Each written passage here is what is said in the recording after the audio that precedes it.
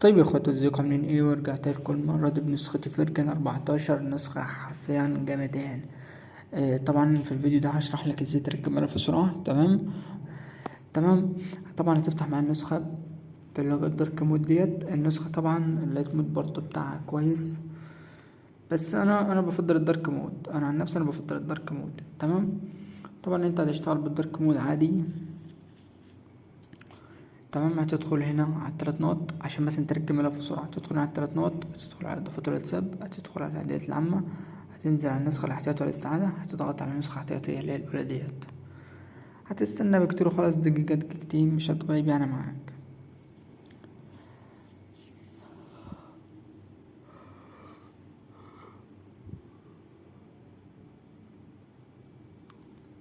يا ريت بس يا اخواتي تقدير بس منكم على الفيديو، والله العظيم الواحد بيتعب اقسم بالله في النسخ.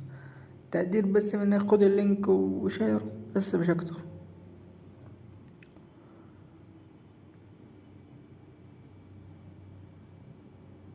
تمام. هتدخل هنا على اي مدير ملفات عندك. تمام. وليكن مثلا معايا مدير ملفات ده. هتنزل كده في الملفات، هتلاقي ملف باسم الدوكيومنتس. تمام.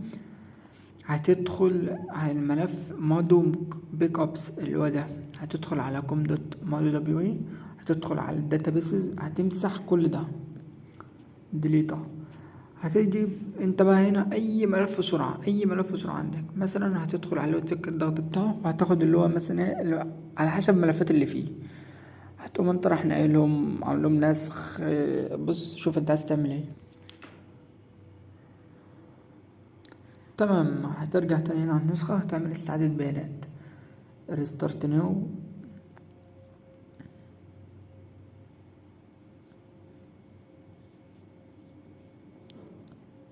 بس كده. طالما النسخة عملت معاك كده، ملف السرعة تركب.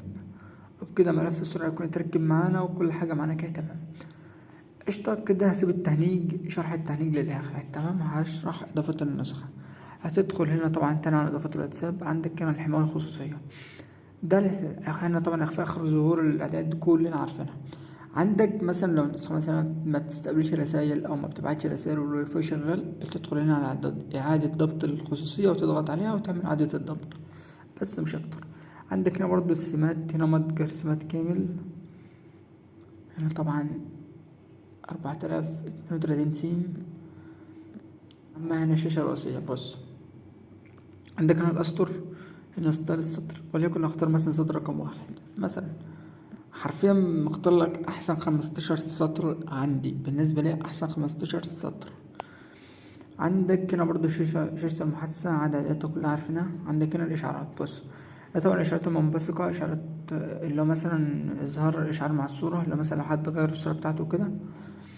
عندك هنا تحت بقى إشعار عند الاتصال، لو حد مثلا متصل يعني وكده. عند مشاهدة الحالة، من يكتب رسالة، مثلا إشعار من غير صوت البروفايل اللي هي بص ده كلته في ناس كتير عايزاها. عندك هنا مثلا إضافات مادو، تدخل على عندك هنا إفكتات 3D، حركة شتات في المحادثة، سقوط التلج. تمام. سقوط التلج لو ضغطت على تنشيط وتنشيط هي كانت فعلت، بس أنا مش محتاجه. عندك هنا بقى زرار، لا فينا زرار إضافية.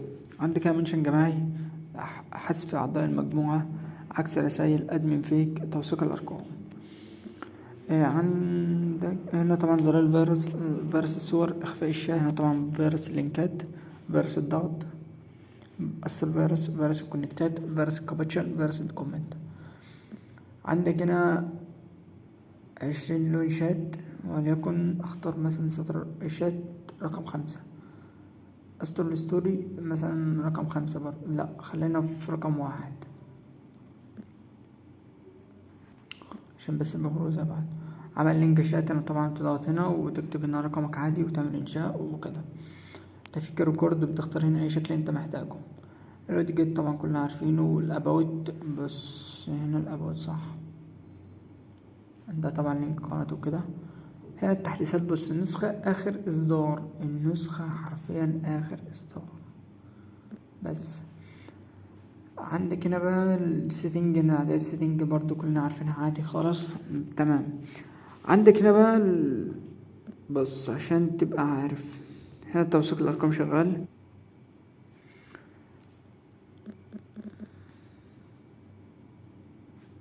عندك هنا عكس الرسائل شغال اهوت، تمام.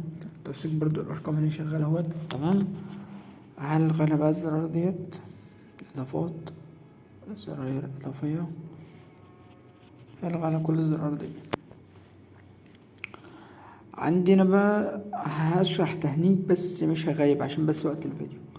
هنا طبعا فيروس حراري وتهنيج النسخ، مفيش تهنيج خالص. عندك هنا فيروس السرعة، مفيش برضو تهنيج.